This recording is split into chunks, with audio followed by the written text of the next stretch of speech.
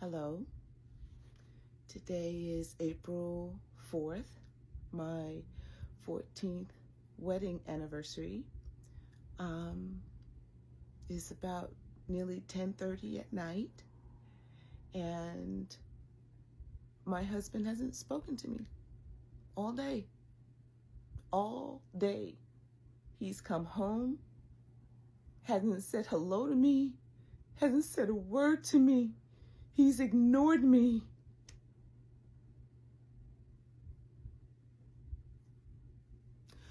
On our 14th wedding anniversary.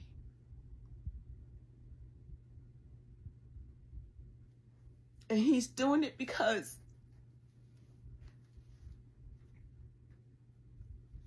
he came into some money. I didn't ask for any of it except to not have to spend what little I have. And because I asked about it, this man has ignored me all day. All day.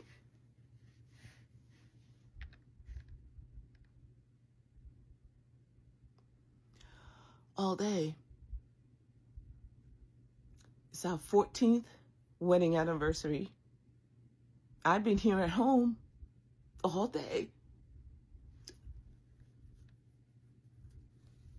I called him even earlier today to let him know about the painters arriving. And even then, his response to me was, "What?"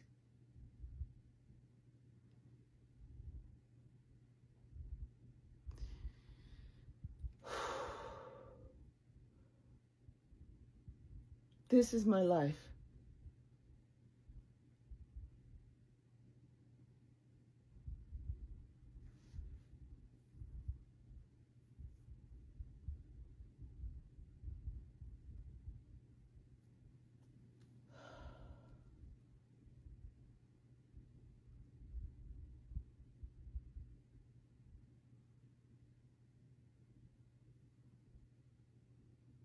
This is my life.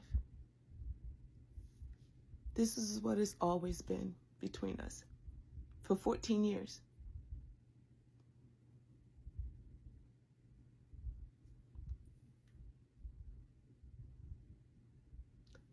Last year was a tumultuous year for us, and all I've asked since then is marriage counseling, and to this day, a year later, nothing.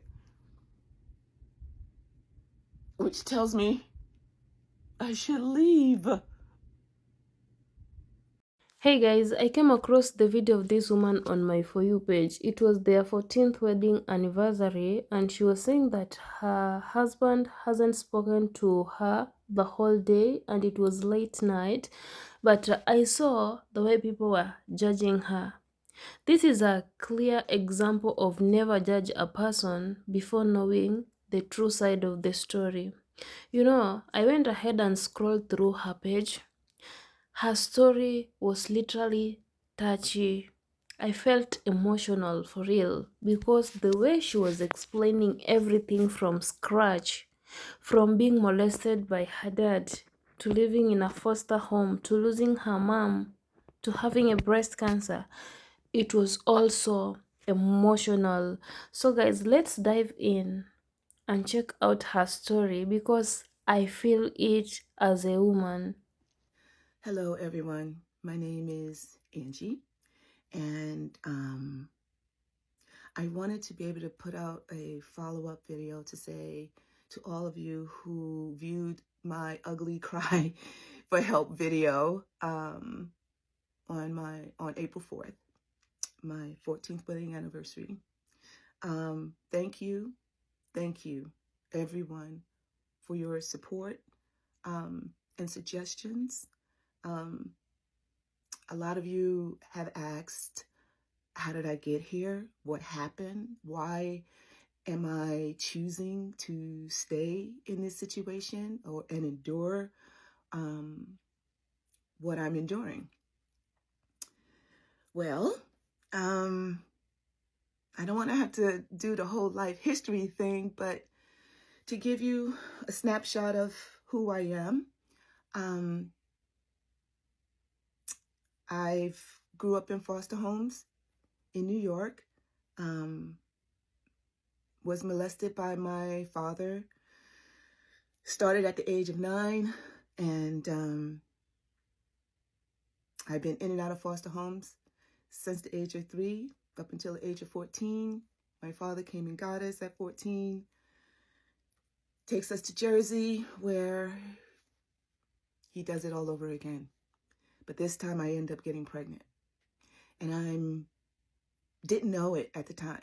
You know, I was just having these super bad menstrual cramps, really bad.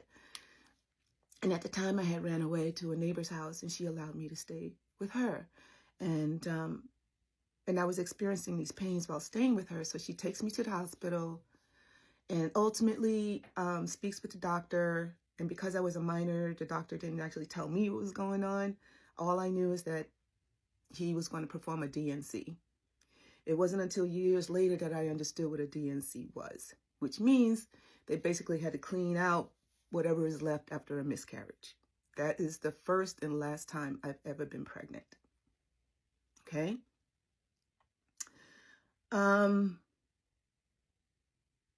Fast forward, I end up going to a business college so I can be able to get my degree in something so I can start supporting myself and get some work.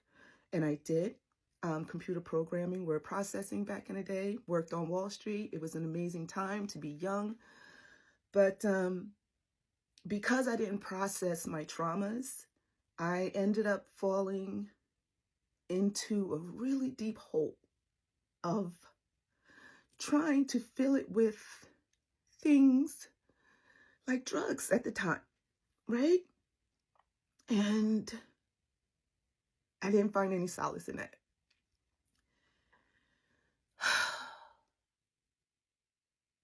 I grew up not with my mom. For 10 years, I didn't know where she was.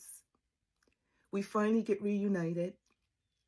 And the moment that we did, it was like that void I was trying to fill with all those negative things before was instantaneously filled the moment I laid eyes on her. Unfortunately, a few months after that, I applied to become a flight attendant, and I passed the test. And so while I'm in training, I graduate, and this is like 9 months after being reunited with my mom. I graduated from flight attendant training, and then I hear she has HIV, full-blown HIV, that she ended up getting from her husband who cheated on her.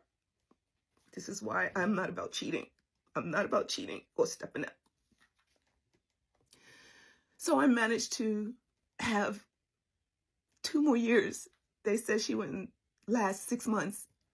We ended up having her for 2 more years. And I was there when she took her last breath. My brother and I was there. I was so happy to have that time for closure. To say, Mom, I forgive you. It's not your fault. Everything that went down. It was in that moment I told her what my father did to me. And she said she was sorry. And I said, I love you. It's not your fault. She ended up passing. And I have to say, I was flying at the time, traveling all over the place. And it was great. But then she was gone. And I didn't know how to process that. I didn't know how to handle that. And I couldn't be in front of passengers on an airplane at the time. So that's when I went into the office as a manager with American Airlines for 2-3 years. Was pretty good at it, I think. And during that time, I learned a lot. American Airlines trained me really, really well in hospitality and customer service and managerial skills. And so I found that I wasn't happy. I spent those 3 years in the office and I wasn't happy. So I started focusing on what brought me joy, and that was cooking. So I enrolled in culinary school in New York. Had a blast.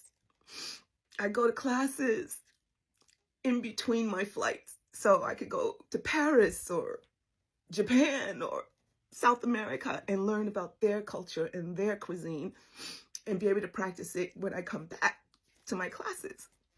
It was a wonderful experience. I ended up doing my internship at Denal's Country French restaurant in New York. And whew, wow, not long after that, I ended up moving to Seattle, Washington area, which was wonderful and beautiful. Dating a pilot at the time. So basically I was like chasing after him at the time. It was great. It was wonderful, but he too ended up cheating. And so I moved out of that situation and I ended up in New York, and I went back to flying.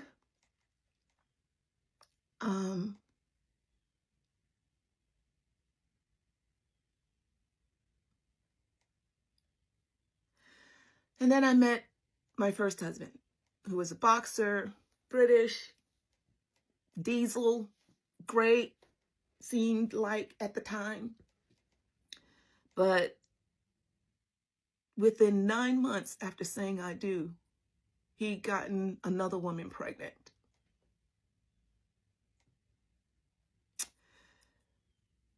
Yeah. And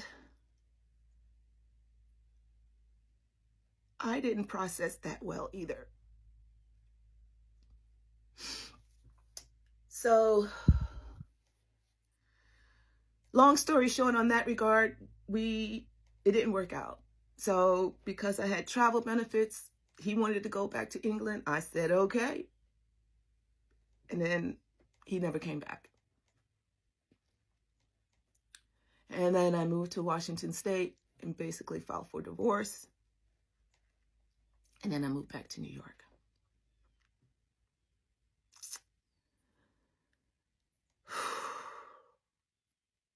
Within a few years after moving back to New York, and all of those stresses and how I didn't process everything, I internalized everything. I was diagnosed with breast cancer at the age of 40. Wow, right? The C word, right? Like, what now? What? So I try to keep myself upbeat about it, just be factual and just do what's necessary in order to be able to survive. So I opted for a bilateral mastectomy followed by flap reconstruction. I was in surgery for 14 hours. Nearly didn't make it, but I did. And by the grace of Jehovah God, I did. And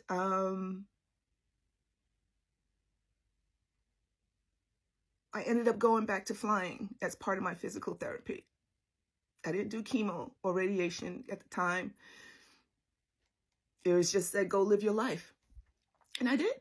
Went back to flying and really embraced it even more now, right? Because I had this brush with death a little bit, right? Because it is...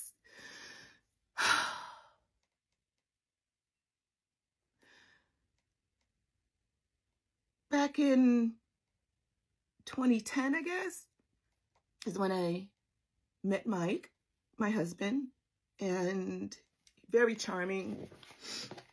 He's one of my first class passengers.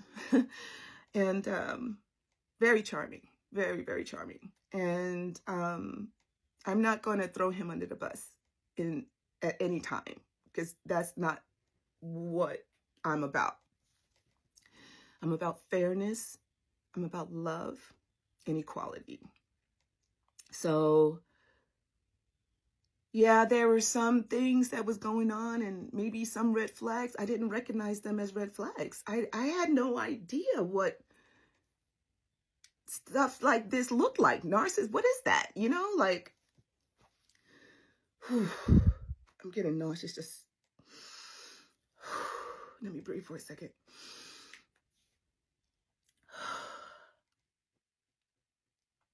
Okay, so we get married. It was wonderful. We had a great time. There was a lot of challenges, a lot of moving around, a lot of stress, a lot of trying to figure things out, where we're going to go, how finances is going to work out, how things are going to get paid, you know, how many hours would I need to fly in order to, you know, help. At the time, a lot of that fell on me. And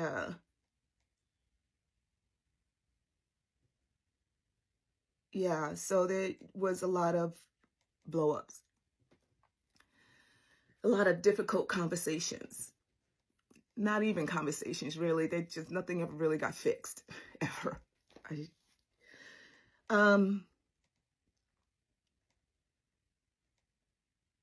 And then I get breast cancer again. Now, the second time of getting breast cancer, this is 10 years after my first diagnosis. But this time around,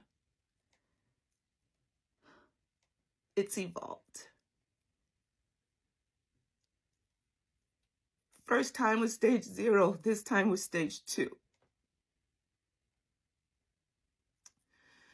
Another major surgeries, lumpectomies, this time chemotherapy, 18 rounds, and then radiation treatment, and it's all on the right-hand side. And you can see some of the scar tissue that I have going all the way back. And this is on both sides. I can't show you all, but the scars from the lumpectomies and the flat reconstruction. They had to take the muscle from my back in order to create a shell. So by the time I met Mike, my self-esteem was low, because I had this new body. I had to grieve the loss of my breast, and I, to this day, still experience phantom feelings like I still have them, but I don't. All the original sensations have been just stripped away. So my self-esteem was very low when I met Mike. So I told him about the breast cancer. He said he didn't care. I thought, wow, that's pretty cool. He's a pretty cool guy. And we did. We had so much fun for a little while. And then as you come together as a couple, you're trying to meld together, you try to figure things out, I guess. And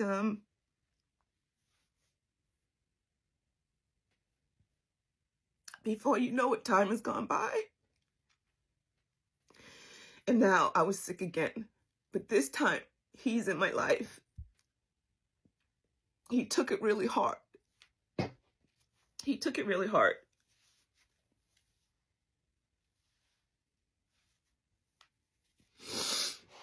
So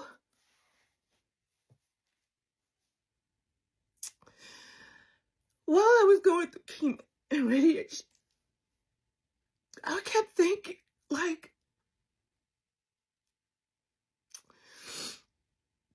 I've always wanted a bed and breakfast. Actually, I always wanted a home where people would feel loved and welcome and comfortable. And that's what I enjoyed about being a flight attendant, because I could care for people in that way, right? And that's why I went to culinary school, so I can be able to, if I ever have my own family, I can be able to cook a nice meal for them.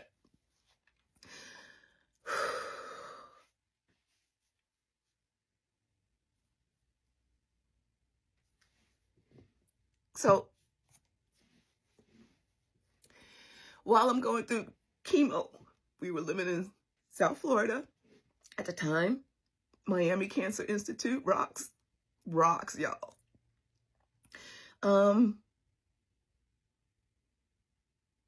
The landlord was selling the house that we were renting while I was going through chemo, so we had to look for some place to live. And so we opted to go north, because as a flight attendant, I can commute. I can get on a plane and go to Florida to pick up my trip to go wherever I needed to go from there. I love having that flexibility. So we chose this home where we are right now. And I stepped on this property and I knew this is where my new beginning was going to be. Our new beginning was going to be. And I wanted to build a business. And I was hoping that we were going to do it together. With his hotel background experience and my flight attendant hospitality experience, I thought we put that together and we would be the dynamic duo in a business. So I created a business, Evangeline's B&B in Wickham, Georgia. I've been here 7 years.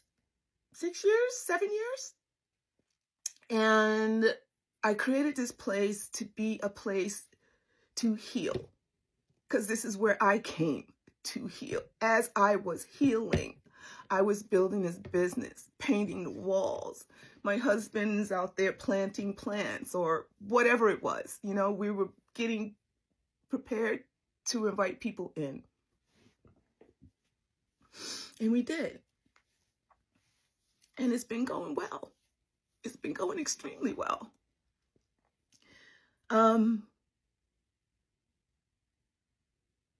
When I was going through chemo, while we were still in South Florida, that's when I started doing the cooking videos on YouTube. You can even still watch them to this day, and you'll see how my hair, I had no hair. I was bald and swollen from the being pumped with all of that poison. And that's when I started the cooking videos, because I didn't have anybody to talk to. So I started talking into the camera and sharing recipes, because that helped me prepare the nutritious meals that I needed while enduring chemo, right? I can't just eat anything. So I made videos about it. And then we moved here, and then I kept making videos. I like it. Sharing knowledge and information. And so this house, this business is for those who are hurting. I feel you. I'm enduring pain now myself. And I always wanted this place to be where you just come and you just drop it. Pray to God about it and drop it. And then go back into the world, rejuvenated and refreshed. And if you're hurting out there, and I've had women show up and they're calling me saying, hey, I feel broken and I don't know where to go. And I'm like, baby, come here. Come and stay here. You reached me. Come and stay here. Let's talk. Come on. You can talk to me. That's what this is about. This business. So to answer everyone's questions out there as to how I got here, I've gone through quite a few things.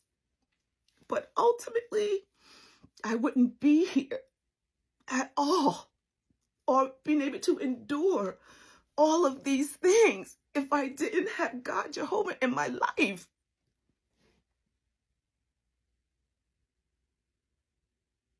I wouldn't. I just wouldn't.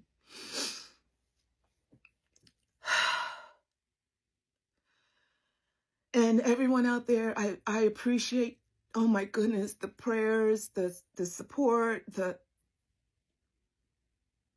suggestions. I appreciate it. So here I am, 6 years in remission for the second time. I pray I stay in remission. I pray I have a little more longevity in my life. And I pray to continue to have the opportunity to give back as best as I can. As best as I can. So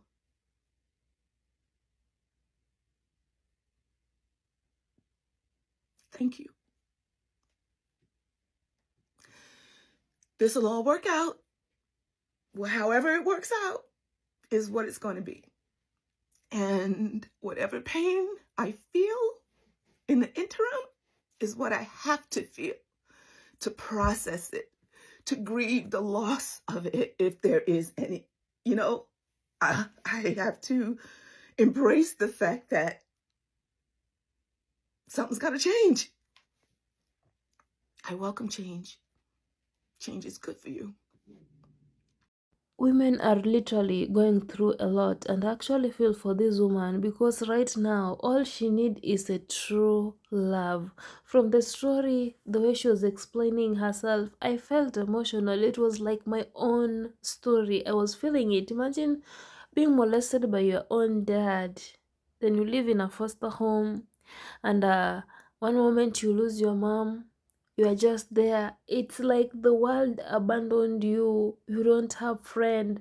You don't know when the world will end. You are just there. This is what this woman is feeling right now, and all she need is the true love.